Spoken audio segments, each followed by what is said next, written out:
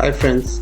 इस वीडियो में मैं आपको बताऊंगा कि काउंट इफ और सम इफ को आप कैसे यूज़ कर सकते हैं। काउंट इफ के साथ मैं काउंट इफ्स भी आपको क्लियर करूंगा और सम इफ के साथ सम इफ्स भी आपको क्लियर करूंगा। तो ये मेरे पास एक डेटाबेस है जिसमें मेरे पास कुछ ओल्ड कार्ड्स का डेटा है। तो मैं अब आपको बताता हूँ कि कैसे आप इस डेटा को फिल्टर करने के लिए काउंट इफ और सम इफ का यूज़ कर सकते हैं। सपोज़ आपको यहाँ पर एक काउंट चाहिए, equal to count if. Count तो आप जानते होंगे कि नॉर्मल काउंट के लिए होता है। काउंट इफ में अगर आपको कोई कंडीशनली काउंट करना होता है उसके लिए होता है। तो काउंट इफ में सपोज आपको यहाँ पे देखना है कि आपके पास कितनी कार किसी एक पर्टिकुलर डीलर के पास है। तो जब आप काउंट इफ टाइप करते हो तो यहाँ पे ऑटोमेटिकली फॉर्मूला आ जाता है रेंज प्लस क्राइटेरिया। तो पहले आपको रेंज डिफाइन करनी है, लाइक आपको इस रेंज में डेटा फिल्टर करना है, आपको देखना है कितने डीलर्स है, कॉमा दैट इन्वर्टेड कॉमास में आपको देखना है कि सपोज आपके पास कार 24 के कितने कार 24 डीलर के अंदर कितनी कार्स है। तो आपने ये फॉर्मूला यूज़ कर दिया और आप एंटर कर देते हो 474 कार्स आपको दिखा रहा है कार देखो के अंदर। इस तरह से आप काउंट इफ़ को यूज़ कर सकते हैं। और काउंट आपके पास मल्टीपल कंडीशंस है तो आप काउंट इफ्स को यूज़ कर सकते हैं। तो काउंट इफ्स को यूज़ करने के लिए आपको क्या फॉर्मूला होगा, count ifs then criteria, range and criteria. Suppose यहाँ पे आपको पहला क्राइटेरिया आप सेम डिफाइन करते हैं,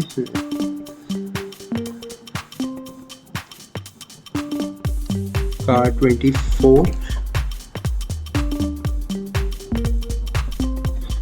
24 इसके साथ आप एक क्राइटेरिया और डिफाइन करना चाहते हैं। सपोज आपको ये भी चाहिए कि मैनुअल या ऑटोमेटिक, वो कार जो है ऑटोमेटिक होनी चाहिए। तो आप सेकंड रेंज डिफाइन करते हैं और उसमें आप लिखते हैं ऑटो। ऑटोमेटिकली यहाँ पे ऑटो लिखा हुआ है, आप सेलेक्ट करते हैं। तो आप देखिए आपका 25 कार्स यहाँ पे फिल्टर हो गई है। फिर इसने क्या फिल्टर किया है, कार 24 विथ ऑटोमेटिक कार्स। अगर आप यहाँ पे डेटा भी फिल्टर करें, कार 24 ऑटोमेटिक्स, तो अगर आप यहाँ पे मैनुअली देखते हैं कार 24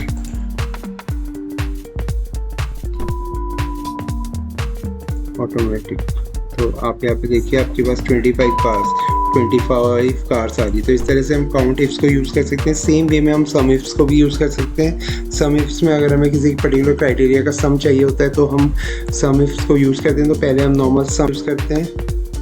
तो हम यहाँ पर सम इफ फॉर्मूला यूज़ करते हैं। सपोज मैं लेता हूँ इक्वल टू सम इफ में यहाँ पे पहले रेंज पूछता है तो मैं इस रेंज को डिफाइन करता हूँ, कॉमा मुझे किसी पर्टिकुलर, सपोज मुझे 2 वैल्यू की डिटेल चाहिए,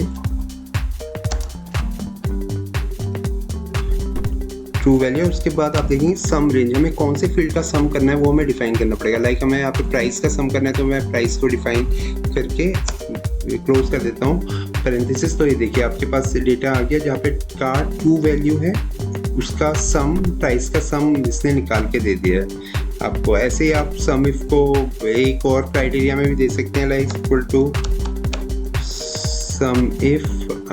सपोज आपने किलोमीटर्स देखने की कौन सी कार 50,000 किलोमीटर से ऊपर चली है, तो ऐसे केस में आप मोर देन 50,000 ऐसे भी कंडीशन दे सकते हैं। उसके बाद आपने सम रेंज जो भी करनी है, सपोज आपने प्राइस सम करना है तो प्राइस सेलेक्ट कर लेते हैं, यहाँ पे देखते हैं। तो यहाँ पर आपकी कंडीशन ट्रू हो गई। जहाँ पर भी आपकी कार्स 50,000 से ऊपर चली हुई है और 50,000 से ऊपर चली हुई है, वहाँ पर का प्राइस इसने सम अप कर दिया। तो इस तरह से हम सम इफ यूज़ कर सकते हैं। सम इफ में भी हम मल्टीपल कंडीशन के लिए सम इफ्स यूज़ कर सकते हैं। लाइक मैं यहाँ पे देता हूँ equal to sum ifs. Suppose आपके पास 2 रेंज है, पहले आपको सम रेंज डिफाइन करनी होती है। सम इसमें थोड़ा सा आपको ध्यान रखना पड़ेगा। तो सपोज आपने प्राइस को टोटल करना है तो आपने पहले सम रेंज डिफाइन कर दी। उसके बाद क्राइटेरिया रेंज, जिस रेंज में आपका क्राइटेरिया उस रेंज को डिफाइन करना पड़ेगा आपको। लाइक मैं डीलर सेलेक्ट कर लेता हूँ, देन कॉमा आपको किसी पर्टिकुलर डीलर के लिए चाहिए कार 24।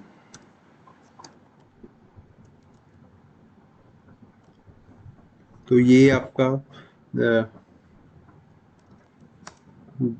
डेटा आ गया। इसी में अगर आपको एक रेंज और एक कंडीशन और डिफाइन करनी है तो आप एक कॉमा लगा के एक और क्राइटेरिया भी देख सकते हैं। इसके साथ साथ आपको ये भी देखना है कि कौन सा आपका मेटल है या ऑटो है। सपोज आपको जस्ट ऑटो वाली कार सेलेक्ट करनी है तो मैं यहाँ पे ऑटो सेलेक्ट कर लेता हूँ। अब देखते हैं तो यहाँ पे देखिए इसने डेटा फिल्टर कर दिया जहाँ पे आपका कार 24 है और जो ऑटोमेशन जो इग्निशन है वो ऑटो है, उसे इसने यहाँ पे लगा दिया। इसी तरह आप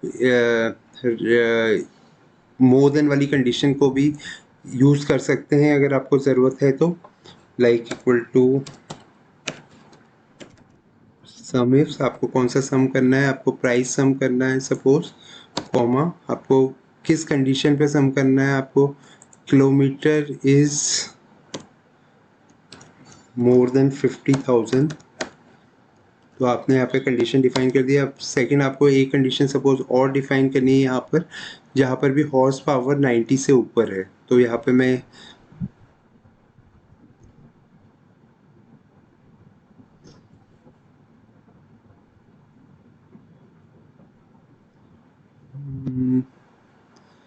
डेटा सेलेक्ट कर लेता हूँ, सपोज यहाँ से डेटा सेलेक्ट कर लेता हूँ,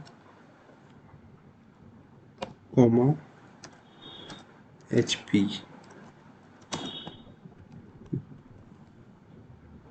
सॉरी यहाँ पे कुछ एरर आ गई है मेरे ख्याल से, क्योंकि यहाँ पे हमने कंप्लीट यहाँ से इस तरह से हमें डिफाइन करनी पड़ेगी रेंज। देखिए कंडीशन इसने चेक कर लिया और यहाँ पे कोई भी इसे डेटा नहीं मिल रहा है जहाँ पर कि हॉर्स पावर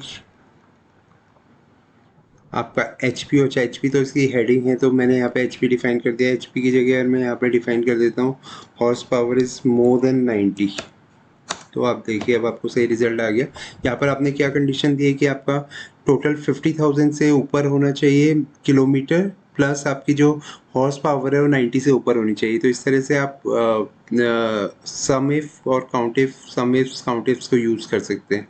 आई होप आपको ये वीडियो पसंद आया होगा। अगर आपके पास कोई ऐसा फंक्शन है जो कि आप जिसके बारे में आप जानना चाहते हैं और चाहते हैं मैं एक वीडियो बनाऊँ, तो प्लीज़ मुझे कमेंट्स में आप लिख सकते हैं और मैं कोशिश करूँगा कि नेक्स्ट टाइम मैं उस पर एक वीडियो बनाऊँ। ओके गाइस, अगर आपने मेरा चैनल सब्सक्राइब नहीं किया तो please subscribe the channel. Thank you.